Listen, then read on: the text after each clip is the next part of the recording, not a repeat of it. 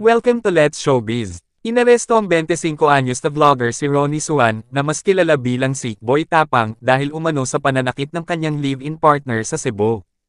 Itinanggi naman niya ang alegasyon at nakalaya na rin matapos magpiyansa. Sa ulat ni Femari dumabok sa GMA Regional TV Balitang Bisdak nitong Huwebes, sinabing inaresto si Boy Tapang noong madaling araw ng ika-1 ng Abril taong 2025 matapos magreklamo ang kanyang kinakasama ng pananakit na nangyari sa kanilang bahay sa Alcoy, Cebu noong hapon ng March 31, 2025.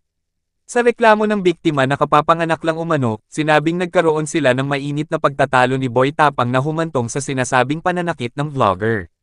Selos umano ang ugat ng pananakit ni Boy Tapang, na 1 taon na niyang kinakasama.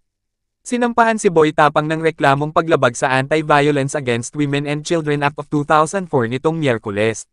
Nakapagpiyansa naman at nakalaya ang vlogger ngayong Huwebes. Hinikayat ni Cebu Police Provincial Office Director, Police Colonel Jovito Atanasio, ang biktima na ituloy ang reklamo para maiwasan ang mga susunod pang pang-aabuso umano vlogger sa babae. Bagaman inamin ni Boy Tapang na nagkaroon sila ng mainit na pagtatalo ng babae, itinanggi niya na sinaktan niya ito. Yung problema namin napakaliit lang, problemang mag-partner lang talaga. Pero yung nagbuhatan ng kamay hindi yun tama. Yung binugbog ko daw, hindi totoo yan. Yung partner ko kasama ko yan dito, sa detention facility, binantayan niya ako, sabi ni Boy Tapang sa panayam ng GMA Super Radio Cebu.